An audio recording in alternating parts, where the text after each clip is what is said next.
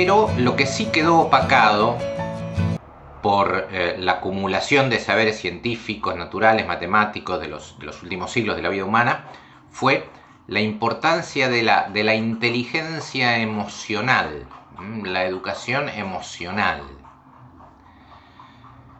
No fue así esto antes, ¿no? En el comienzo de la cultura de la humanidad, ¿no? Ya en el budismo, 5 siglos antes de Cristo, la sabiduría de los hindúes descubre que la fuente de todos los males del ser humano, y en particular de la tristeza, está en los apegos desordenados, en los amores, deseos de cosas o personas que en su medida adecuada nos dan placer, seguridad, amor, pero que si estos apegos son desordenados nos sumergen, nos hunden en la dependencia, en la esclavitud, en la tristeza.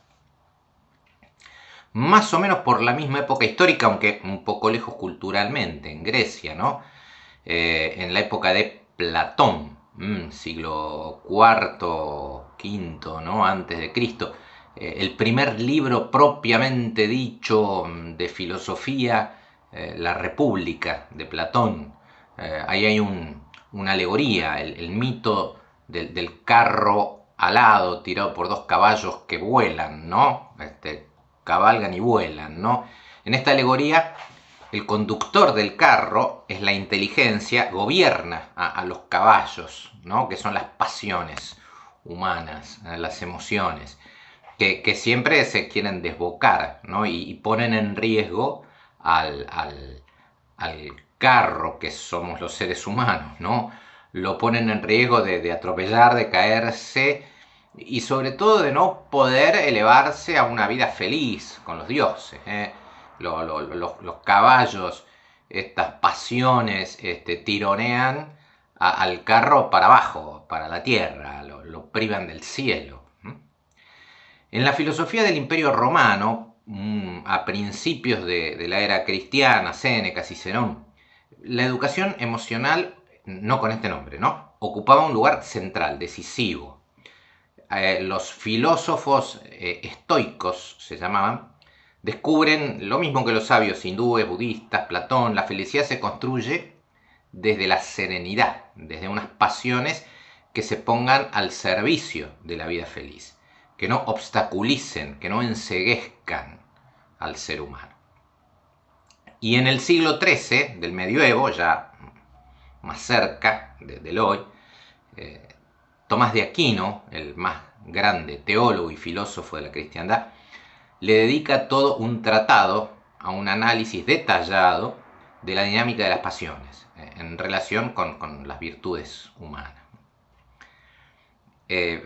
Y acá en este tratado queda demostrado, queda precisado que cualquiera que sean los valores más elevados que orienten los fines de la vida humana, va a ser necesario que las virtudes que pongan en orden las emociones le den al ser humano un equilibrio, una base.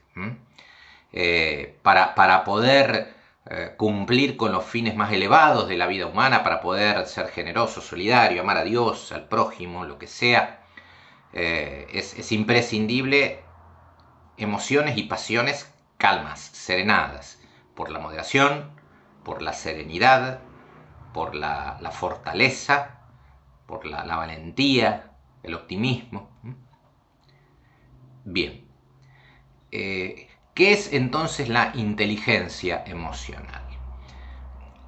La inteligencia emocional, la educación emocional, no es más ni menos que el hábito, el aprendizaje de la inteligencia, de la razón, que le permite a la inteligencia gobernar entonces las emociones. Lo que específicamente atiende la educación emocional es que la razón no sea llevada por delante, no sea engañada, no sea manipulada por las emociones. ¿Y cuáles son las emociones? ¿Qué son las emociones? Hay muchas clasificaciones corriendo sobre las emociones. hablamos de 4, a ver, para simplificar, usamos el esquema más simple. El deseo, el deseo que se sucede ante la presencia de un bien que aún no hemos obtenido, lo deseamos. Si obtenemos el bien, se sucede la alegría. Y ante la presencia de un mal, naturalmente, ni el deseo ni la alegría. ¿Qué se sucede? La emoción del miedo. Un mal se nos acerca, nos amenaza y surge el miedo. Y si ese mal nos llega a afectar, cuarta emoción, el enojo, la ira. Nos enojamos si ese mal nos llega a afectar. Bueno, las 4 emociones básicas entonces son naturales. Ninguna emoción es buena ni mala en sí misma. Sin embargo, cuando las emociones se sueltan del dominio de la razón, cuando se exageran, cuando la alegría se vuelve descontrol, cuando el deseo se vuelve esclavitud, cuando surge el miedo ante peligros que no son peligros imaginados, inventados, o cuando el enojo nos enceguece, quedamos ahí al paso, en el borde del precipicio del mal moral, de actuar mal, incluso del delito. En los comienzos del siglo XX, la educación, hace muy poco, ¿no? Comienzo del siglo XX, 10, 20 años, se ha redescubierto que las emociones tampoco se pueden dejar libradas al crecimiento espontáneo, que hay que educarlas. Desde la más tierna infancia hasta la madurez, hasta la formación de una personalidad íntegra. Y que si esto no se hace, ya desde los primeros años de vida se enferma la personalidad humana. Hay mucho material en internet sobre educación emocional, muy actual. Esto prolifera justamente porque es un redescubrimiento, digamos así, simultáneo al surgimiento de internet, de poder buscar y acumular estos conocimientos de esta manera. Así que voy a buscar algunas cosas para dejarles, pero quiero terminar esta lección remarcándoles dos cosas. Primero, a ver, en general, ¿no? Lo que es necesario, bueno, justamente, nada más, nada menos, nada más que eso, que necesario. Lo necesario no es suficiente, es necesario. La educación emocional es necesaria, sí. Es imprescindible, sí. Es la condición y en el orden de los medios de una vida feliz. No hay vida feliz sin educación emocional. Pero cuidado, el gobierno de las emociones, sin la formación en los valores supremos de la vida humana, en la justicia, en el amor a Dios, es un camino que no nos lleva a ningún lado, ¿no? El que no sabe a dónde va, el que no tiene claridad en los fines, bueno, se pierde también, ¿no? Grandes líderes políticos de la humanidad, por ejemplo, llegaron a donde llegaron por tener un cultivo o una dotación natural, un cultivo de hábitos de inteligencia emocional imprescindible para ejercer determinadas responsabilidades. Pero desde ese lugar al que llegaron no contribuyeron después en absoluto al bien común, ¿no? Sin hacer ejemplos. Bueno, y lo segundo, lo último, los hábitos emocionales requieren a su vez de condiciones de salud cerebrales, fisiológicas, alimenticias.